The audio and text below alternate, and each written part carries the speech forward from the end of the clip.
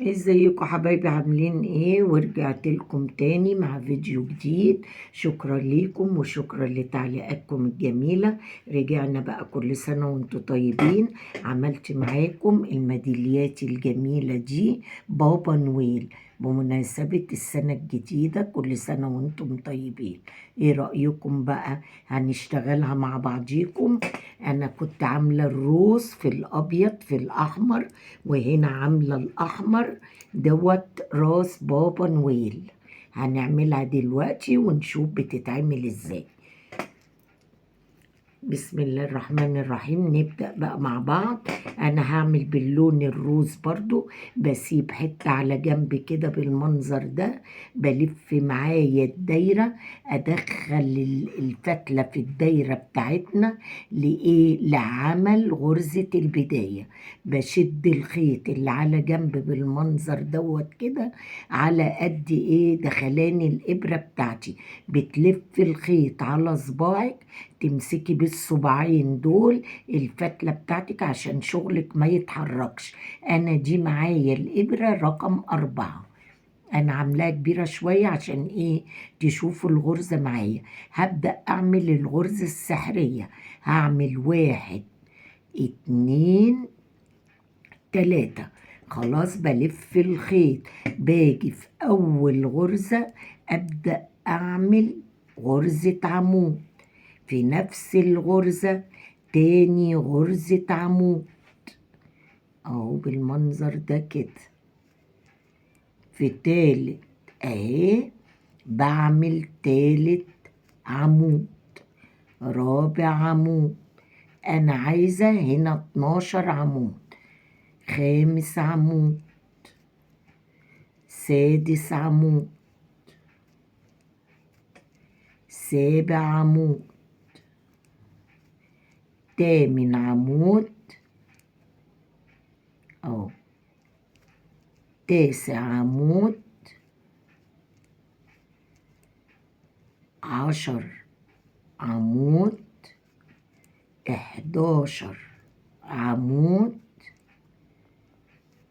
12 عمود اهي بالمنظر ده كده اهو. بعمل ايه بقى؟ الفتلة اللي على جنب كده بقفل بيها الفتلة معانا، بنقفل الحتة الدايرة الكبيرة دي شوية. باجي في اول غرزة اهوت، في اول عمود من فوق اهو، بقفل بغرزة منزلقة بالمنظر دوت. بعمل ايه؟ تاني سطر برتفع ب2 سلسلة. خلاص، باجي في نفس اللي انا ارتفعت منها بعمل جنبها عمود. بيبدأ السطر ده كله بقى بعمل تزايد، 2 عمود فوق كل عمود، 2 عمود فوق كل عمود اهو. نتنينا ماشيين كده، 2 عمود فوق كل عمود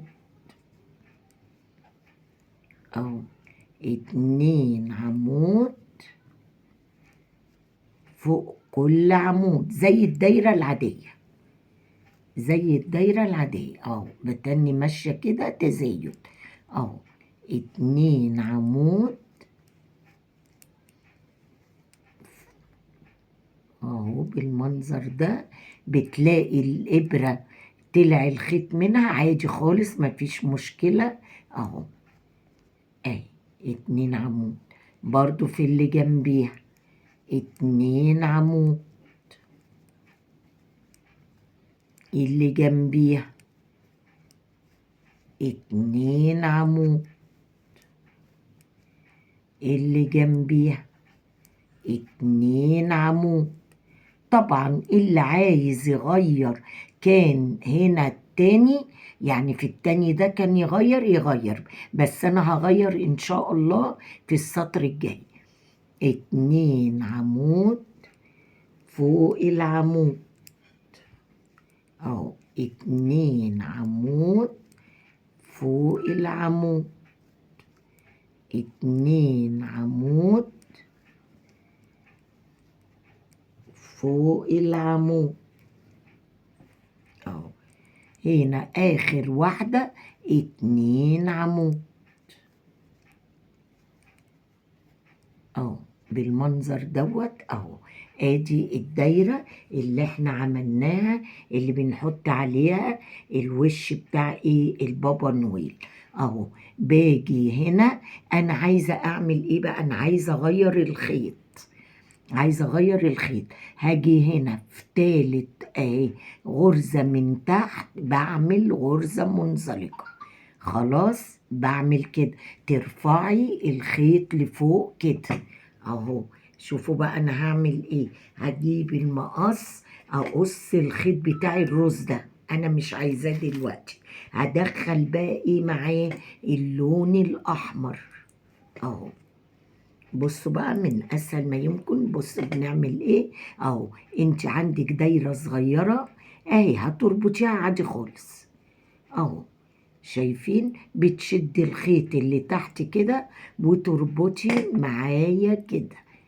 بصوا من اسهل ما يمكن اهو. شايفين؟ وادي اهي بالمنظر ده كده. طبعا الخيط اللي على جنب ده هاخده تحت الشغل اداري بيه الايه الخيط بتاعي دوت. هعمل ايه في نفس اللي انا طلعت منها دي؟ هبدأ اعمل 3 سلسلة، 1 2 3. شايفين بالمنظر ده كده؟ باجي هنا اسيب اول عمود في تاني عمود بعمل ايه؟ اعمل غرزة منزلقة. حطي الشغل بتاعك الفتلة دي. بص عملت معايا ايه اهي. دي اول فتحة. خلاص بعد ما عملت الغرزة المنزلقة هطلع 3 سلسلة. هعمل ايه؟ اسيب العمود اللي جنبها، اجي في اللي جنبها اعمل غرزة منزلقة اهو. ادي تاني فتحة يبقى الشغل بتاعي فيه. هطلع 3 سلسلة برضو. اسيب العمود اللي جنبه اجي في اللي وراه اعمل غرزة منزلقة. هطلع 3 سلسلة اهو.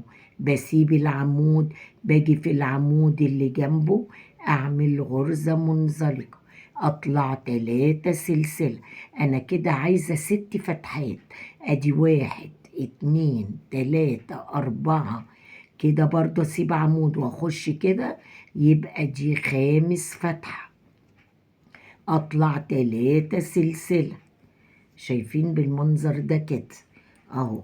بعمل ايه؟ بلف الخيط بسيب اول عمود باجي في تاني عمود بقفل بغرزة منزلقة.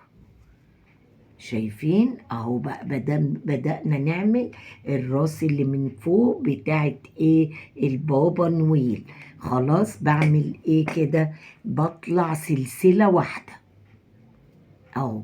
بلف الشغل بتاعي. هبدأ الشغل جوه الفتحات دي بقى. هعمل غرزة حشو. انا عايزة جوه الفتحة دي 3 عمود في نفس الفتحة جنب غرزة الحشو. ادي 1 2 3 في نفس الفتحة هعمل غرزة حشو. باجي في الفتحة اللي جنبيها هبدأ أعمل غرزة حشو. برضو هعمل جنب غرزة الحشو في الفتحة التانية 3 عمود بلفة في نفس الفتحة اهي. شايفين؟ في نفس الفتحة أعمل غرزة حشو. مرة غرزة حشو من الأول ومرة في الآخر. هاجي هنا في التالتة أعمل غرزة حشو. أبدأ أعمل 3 عمود